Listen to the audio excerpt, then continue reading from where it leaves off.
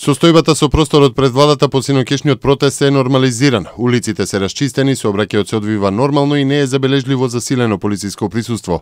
Во меѓувреме бројката на повредените полицајци од насилните партиски протести на СДСМ одржани вчера пред зградата на владата се искачи на 38 службеници. Покрај повредените полицајци демолирани се и полициски автомобили и запалени се контейнери во тек на организираниот партиски протест, што уследи по пресконференцијата на опозицијскиот лидер Зоран Заев. Нападнати беа и просториите на радиото Слободна Македонија, при што беше демолирана влезната врата на медиумот. Пред почетокот на протестот, министерката за внатрешни работи Гордана Јанкуловска на пресконференција во владата рече дека снимките кои ги објавува председателот на СДСМ Зоран Заев се креирани, монтирани и лепен материјал.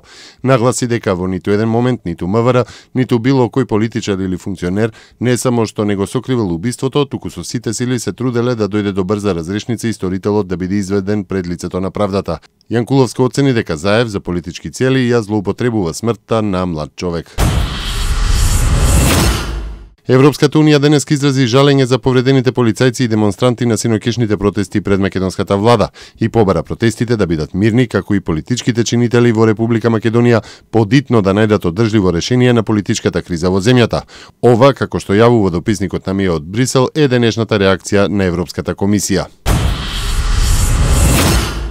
20 скопски имами предводени од имамот од Кондово Невзат Ахмети предпладнево излегоа со подршка на реисот Хаџи Сулеман Ефенди Реџепи. Според нив, потегот на скопскиот муфтија, чии подржувачи упаднаа во ИВЗ, е незаконски и неуставен.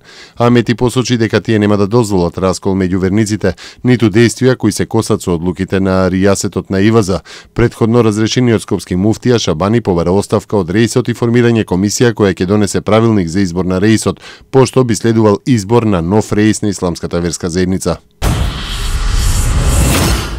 Лидерката на францускиот национален фронт Марин Ле Пен ги обвини денеска во Прага европските лидери дека со измама го донеле Лисабонскиот договор, кој според неа е грубо копирање на погубниот проект за Европскиот устав.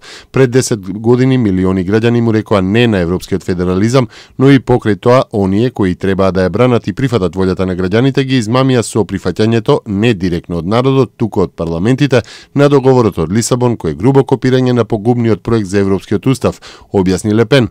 Освен тоа, таа упати критики до европските лидери без да посочува имиња и дека се виновни за нелегалната имиграција во Средоземното море. Токму тие ги дестабилизираа Либија и Сирија, ги уништија овие земји и оттаму протераа милиони очени луѓе.